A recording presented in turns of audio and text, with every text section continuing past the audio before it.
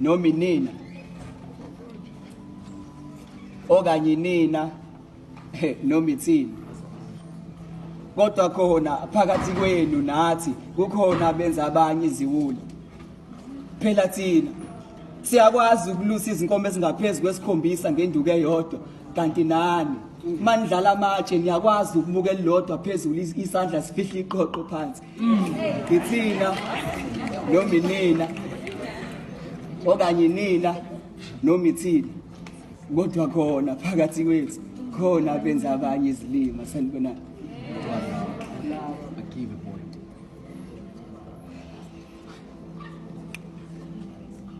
Sibani sami khanyisa,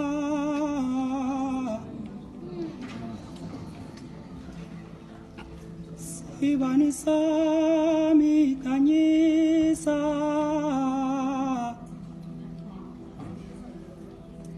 khanyisela abantwana bakho, khanyisela izingane zakho, khanyisela abantwana bakho, khanyisela izingane zakho, khanyisa, khanyisa.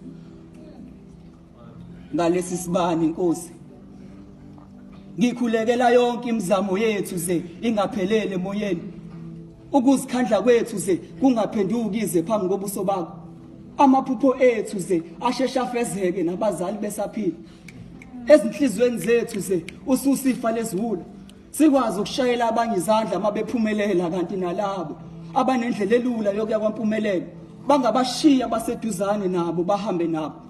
Emoyeni yethu ze utshala intobeko nenkonzo yokwehla, usenze siqonde ukuthi ophansi akabi kanti nokuphakama ungenalutho kwenza ungaphindi ube notho. Emakhaya ethu ze usiphe isinkwa semihla ngemihla, imbuya singaphinde sidle ngothi Nkosi, nekati lingaphinde licabanga ukulala eziko Nkosi.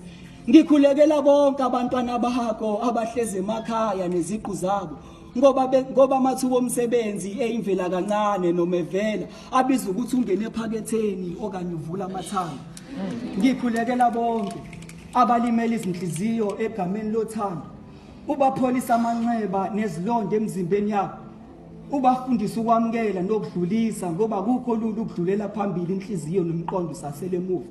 Ngalesi sibani Nkosi, ngicela ukhanisele bonke abantwana bakho abasezindlini ezimnyama etilongweni ngokungemthetho, bajezela amacala abangawenzanga ingalo yomthetho, yakhetha ukufumbathiswa inkece namhlanje iphenye into engapheli, ngoba namhlanje esikhundleni somlomo sekuyimali ishoba lokuziphungela.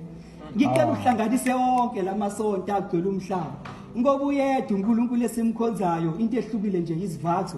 Pokungani sihlukene ngamabandla, sibekana amabala, sibizana ngamagama. Ngicela ulawula imvelo njengomveli nqangi, isikakhulukazi amanzi, ngoba sekukaningi izikhukhula zibuya ziphindelela zisho ukusiqeda, malike laguqubala silalo benyoni kaze namhlanje kwaba umndeni omukayo. Baba wethu osemazulwini, kungani umbuso wakho ungasafiki kuthina esiliphatha ngobungcwele igama lakho, ngoba nentando yakho siyayenza. Isondo kalisajika inhlobo inhlupheko, ilokhu igaye ngomhlatho wodwa kade kwasasinethwa zimvula, kanti osemnyango limbeka nini emsamo. Wasithembisa wathi uzobuya kulomhlaba, ngizwa ngishawa uvalo ngathi mawubuya ngeke usafica umuntu, ngoba ukufa kusina kuzibethela, kusika kakhulu la kunone ngakhona. Ukufa kusina kuzibethela, kusika kakhulu la kunone ngakhona. Baba wethu osemazulwini, sasikade sikoneni kangaka ukuthi ushiye sodwa emhlabeni uyohlala wedwa ezulwini. Sinembuzo eminingi eshoda ngezimpendulo, kodwa siyazi ngeke sasithola, ngoba kwayilabo osubathathile abacabangi nokubuya nangephupho bezosichazela ngempilo yasekhaya ezulwini. Singakacishi lesi sibani, ngikhulekela bonke osonkondlo, ubapha amandla okubhala imibhalo enamandla, ebuyisa isimilo kodadewethu bahlale ngentombi, ebuyisa unembeza kubafowethu bayeke ukuyiqotha nesisekelo imbokodo. Konke lokhu ngicela kuwe Nkosi, ngokuba umbuso ungowakho, amandla nobukhosi kuze kube phakade. Amen. Amen.